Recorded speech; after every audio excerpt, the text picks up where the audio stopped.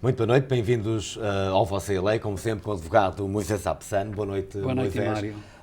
Hoje vamos voltar a falar sobre, a crise financeira que o mundo atravessa, os Estados Unidos atravessam, a Europa atravessa e continuamos todos a contar os tostões mensalmente para pagar a água, a eletricidade, o gás, a hipoteca da casa. As famílias estão mesmo com a corda ao pescoço. E a verdade é que a situação financeira é pior do que nós sabemos, porque já passou uns anos e não está melhor. Para mim, parece que está pior.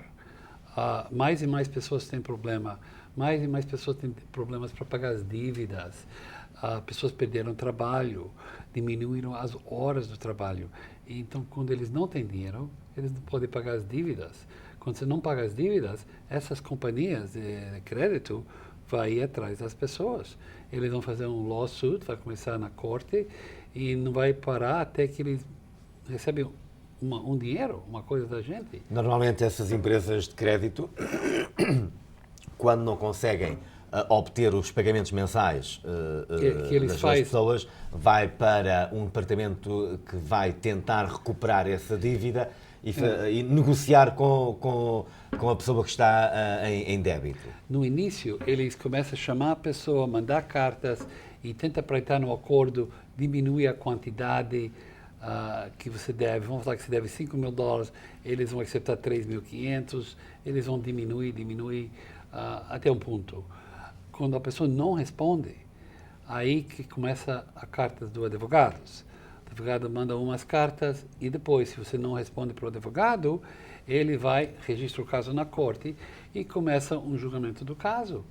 E aí tudo vai bem rápido, 6 meses, vai ter uma ordem que você deve esse dinheiro para essa companhia. O advogado pega a ordem do juiz e leva para um xerife. O xerife, depois, que ele faz? Ele manda um documento que chama Information Subpoena. E esse documento ele manda para todos os bancos perto da sua casa, ou do seu trabalho. Ele quer achar o seu banco. E quando ele encontra o banco, ele congela tudo que você tem naquele dia. Então, você deve, vamos falar, $3.000 para ele, você tem $1.000 no banco, eles vão congelar esse $1.000. Agora, do próximo dia, se você tem mais $500 que você põe no banco, eles não vão congelar aquele dinheiro. Cada vez que ele quer congelar dinheiro, eles têm que mandar um information subpoena para o banco. Mas pode, de qualquer maneira, há também o processo de tentar reaver uma parte desse dinheiro, ou essa dívida tentar reaver através do salário, agora, essa primeira parte, enviando um documento para a empresa onde a pessoa trabalha, de maneira a recuperar essa dívida por uma prestação do salário semanal. E também, em cima disso, que eles fazem, tentando para congelar o dinheiro, eles mandam uma carta, o xerife manda uma carta para o patrão falando que tem uma ordem que eles têm que pagar e ele tem direito a receber 10% do salário bruto daquela pessoa. Então, se a pessoa está ganhando $500 por semana, eles vão poder receber $50 por semana. Agora, vamos falar que o xerife tem 3 creditores, todos querem o dinheiro deles. O que acontece é uma corrida, quem vai para o xerife primeiro? Porque o xerife só tem direito de pegar 10%, um atrás do outro. Então, portanto, tem 3 pessoas... Se receber 3 ordens do juiz para recuperar dinheiro de 3 empresas diferentes, 3 empresas de crédito diferente, o xerife só pode iniciar o processo com um. Quando terminar de recuperar o dinheiro da primeira empresa, então vai com o segundo. E aí por diante. Esse é o máximo que pode acontecer nesses casos. Porque não tem cadeia aqui. Não é como Portugal. Não tem cadeia se você deve dinheiro. Portanto, o que acontece neste caso é as empresas contratam um advogado que leva o processo a tribunal, o juiz decreta que essa dívida deve ser paga, envia para o juiz ou cancela as contas bancárias ou tenta reaver esse dinheiro semanalmente até 10% junto da entidade patronal. Isso que está acontecendo.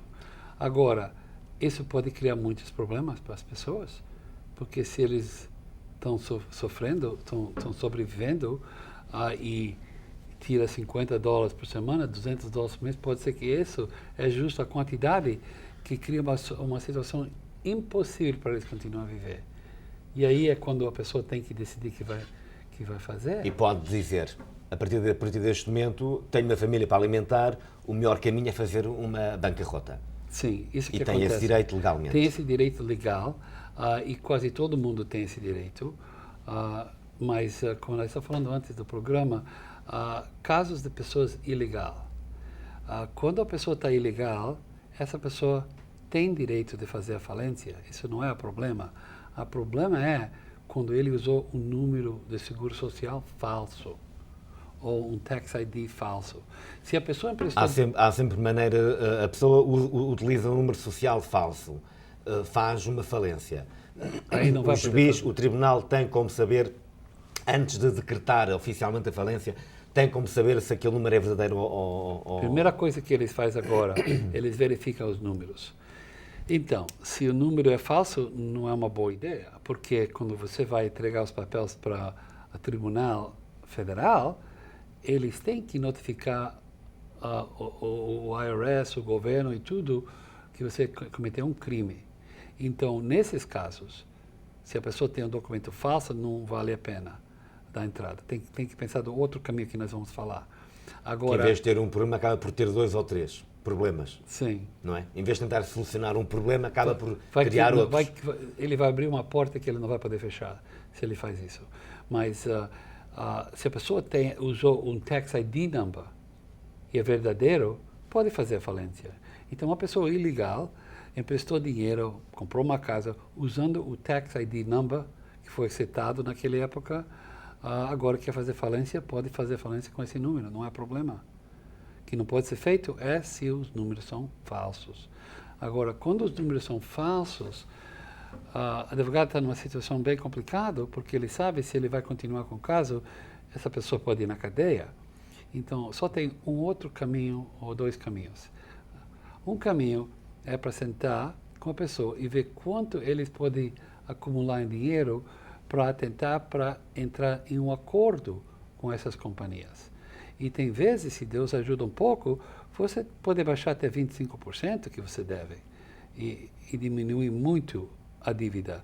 Normalmente, eles abaixam 50%, 55%, mas você pode tentar para mais e, se dá certo, você pode fazer.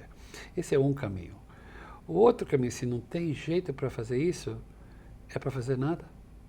Não vale a pena fazer nada, porque se seu número é falso, você não quer mexer com isso. Se essa família tem um número social falso ou um número de imposto falso, declaração de impostos falso, e não pode fazer nada, o que é que faz? Ou paga, ou se não paga, se não paga, eles têm que não usar aquele número falso mais e mudar o endereço. Pode falar que ele mudou para Califórnia, uma coisa, para eles não saberem onde é que ele vive, e no fim eles vão parar de molestar a pessoa. Eles só vão procurar para a pessoa por um tempo, e depois, se não encontram, vão esquecer dessa pessoa. E, portanto, se a pessoa deve, vamos supor que a pessoa deve $5.000 num cartão de crédito, não paga os $5.000, eles vão tentar chegar a um acordo com essa pessoa e vão enviar várias cartas, correspondência, de maneira a poder entrar num acordo. E seria bom se podia entrar num acordo para pagar. Então, e se a pessoa mudar de direção, por exemplo, mudar para a rua logo a seguir? A probabilidade nunca vai encontrar a pessoa. E a empresa não pode recorrer do tribunal para reaver o dinheiro? Não, porque se não sabe onde é que a pessoa está, se não sabe onde a pessoa trabalha, aonde a pessoa se não tem uma conta no banco. Aqui em inglês tem uma palavra, you can't bleed a stone. Você conhece isso em português? You can't bleed a stone. Você não pode tirar sangue de uma pedra. Claro. Então, se a pessoa não tem dinheiro, não tem jeito. Nem se a pessoa usou um número legal e não quer fazer uma falência. Vamos falar por um minuto. Se ele não tem nada no banco e não tem um trabalho bom, a companhia não vai receber nada. Eles vão tentar por um tempinho, eles vão mandar uma carta para eles da corte falando eu quero essa informação. A pessoa preenche a carta e fala assim, aonde você trabalha, eu não trabalho, aonde, que dinheiro você tem, eu não tenho dinheiro, você manda tudo de volta, eles vão dar uma olhada, vão ver que não tem nada e vão esquecer dele. Por causa que you cannot bleed a stone. Você não pode tirar sangue De uma pedra. Então, se a pessoa não tem nada, não vai receber nada. O problema é quando a pessoa tem dinheiro no banco, tem propriedade. Eles até podem pôr o caso na gaveta durante uns tempos e depois voltar E a retirar o caso e tentar E reaver continuar. de novo a dívida ao fim de um ano, 2 anos, 3 anos. Agora, a companhia só tem um limite para começar o caso. Normalmente é 6 anos. Dependendo do caso, é 3 a 6 anos, dependendo do caso. Chama Statute of Limitation. E eles têm que começar antes de uma data. E se passa essa data, eles não podem receber dinheiro. Então, muitas vezes, a companhia, porque eles estão tão lotados de trabalho, não faz nada. Anos e anos passam e depois esquece da pessoa. Depois não podem fazer absolutamente nada para reaver esse dinheiro. De qualquer maneira, as pessoas têm o direito a fazer a bancarrota. A bancarrota é capítulo 7 ou capítulo 13. 13 normalmente é usado se você está atrasado nos pagamentos da hipoteca da sua casa, para entrar no acordo do modo de pagamento, ou se você tem 2 hipotecas e a casa caiu em valor, você pode eliminar a segunda hipoteca. Isso é uma coisa muito boa, que nós estamos fazendo todos os meses agora. A pessoa deve 200 mil no primeiro e 100 mil no segundo. A casa valia 300 mil dólares, agora a casa vale 190 mil dólares. Então, a segunda hipoteca não tem valor, não tem equity, não tem nada. Então, pode ir na corte e pedir para o juiz mudar o creditor de um que é secure, que é uma hipoteca, para um que é unsecured, como um cartão de crédito, e oferecer 5%, 10%, muito menos. Então, você pode eliminar a hipoteca, a segunda hipoteca. Então, isso é bom. Muito bem, nós voltaremos a falar sobre este assunto aqui no Você Lei sempre que houver oportunidade de se justificar. Sim. Nós vamos de imediato agora ouvir um espectador que está ao telefone. Muito boa noite. Ok, meu filho morou aqui nos Estados Unidos em 12 anos e nós continuamos aqui ilegal. Faz 3 anos que ele voltou para o Brasil e tentou o visto para voltar para cá novamente, mas não conseguiu. E ele namora uma menina americana e eles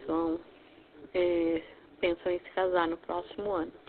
Eu gostaria de saber qual a possibilidade dele voltar com visto de noiva ou casado, ou teria alguma outra maneira.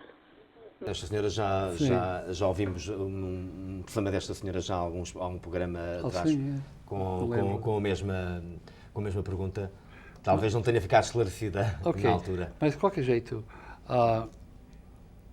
quando uma pessoa fica ilegal aqui mais de um ano, e se essa pessoa sai do país depois que essa pessoa alcança 18 anos e meio, a lei fala que não pode voltar para esse país e receber o green card por 10 anos. Isso é o problema que seu filho tem. Mas também existe uma outra lei que fala, existe uma dispensa se essa pessoa está casada com americana ou residente legal, ou mãe ou pai é cidadão americano ou residente legal. Nós temos que provar que essa americana vai sofrer sem essa pessoa para conseguir a dispensa. Então, sim, existe uma dispensa. A dispensa chama 601, é uma dispensa específica para esse problema. E normalmente o que você tem que fazer tem 2 caminhos. Você pode fazer como noiva e aplicar para ele e vai ter que mostrar muitas provas que vocês estão conectados, que tem relação, que você conhece uns outros por muito tempo. Ou você podia casar com a pessoa no Brasil e depois criar uma relação desse jeito e depois aplicar para ele. Mas tem um caminho que você pode fazer isso e normalmente é aprovado se a pessoa não é criminal, não fez nada mal mais do que ficar ilegal aqui uns anos, especialmente seu filho, parece que ele chegou aqui quando ele era jovem, e quando ele era jovem ele não podia controlar isso. A probabilidade deles vão aprovar essa dispensa, mas vai demorar normalmente um ano e pouco para aprovar essa dispensa. Boa sorte. Aqui fica, portanto, a resposta, o esclarecimento a esta pergunta desta senhora. Vamos agora fazer um brevíssimo intervalo. Voltamos daqui a pouco. Até já.